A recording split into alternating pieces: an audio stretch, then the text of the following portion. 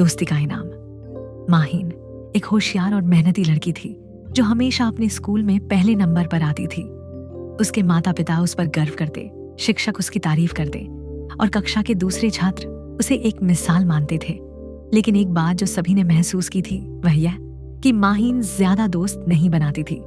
वह हमेशा किताबों में मग्न रहती, नोट्स बनाती और कक्षा में अकेली बैठती थी। एक दिन स्कूल में एक नया लड़का फहद आया। वह कई अलग अलग स्कूलों में पढ़ चुका था और अब अपने पिता के तबादले के कारण इस स्कूल में आया था।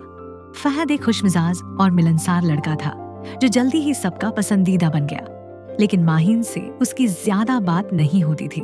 एक दिन टीचर ने घोषणा की कि स्कूल में वार्षिक भाषण प्रतियोगिता होने वाली है। सभी छात्र बहुत उत्साहित हो गए। फहद और माहिन दोनों ने अपनी भागीदारी सुनिश्चित कर दी।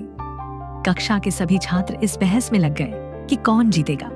कुछ लोग फहद का समर्थन कर रहे थे क्योंकि वह आत्मविश्वासी और तेज था, जबकि कुछ लोग माहिन के पक्ष में थे क्योंकि वह हमेशा बेहतरीन प्रदर्शन करती थी। तैयारी के दौरान फहद ने देखा कि माहिन हमेशा अकेले बैठकर अपने भाषण को लिखने और सुधारने में व्यस्त रहती थी। एक दिन उसने हिम्मत करके माहिन से कहा, तुम बहुत मेहनत कर रही हो, लेकिन क्या तुमने कभी किसी के सामने अपना भाषण सुनाया है? माहिन ने सिर हिलाया। नहीं, मैं खुद ही इसे बेहतर कर लूंगी। फहद मुस्कुराकर बोला, अगर चाहो तो मैं तुम्हारा भाषण सुन सकता हूँ और तुम्हें कुछ सुझाव दे सकता हूँ। माहिन पहले तो झिझकी, लेकिन फिर उसने सोचा कि यह एक अच्छा मौका हो सकता है। उसने अपना भाषण सुनाया और फहद ने बड़े प्यार से उसे कुछ उपयोगी सुझाव दिए। उस दिन के बाद दोनों मिलकर तैयारी करने लगे। प्रतियोगिता का दिन आ गया। सभी छात्र बेसब्री से इंतजार कर रहे थे कि कौन जीतेगा। पहले फहद ने अपना भाषण दिया, जो कि बहुत प्रभावशाली था। उसके शब्दों में जोश था, अंदाज में आत्मविश्वास था और सभी दर्शकों ने तालियां बजाई। फिर माहिन की बारी आई। वह मंच पर गई। उसका दिल तेजी से धड़क रहा था, लेकिन उसने फहद की ओर देखा जो मुस्कुराकर उसे हौसला दे रहा था। ये देखकर उसमें आत्मविश्वास आ गया और उसने अपने भाषण को शानदार तरीके से पूरा किया। परिणाम की घोषणा हुई। जजों ने कहा, यह मुकाबला बहुत कड़ा था, लेकिन विजेता है माहिन। सभी ने जोर जोर से तालियां बजाई।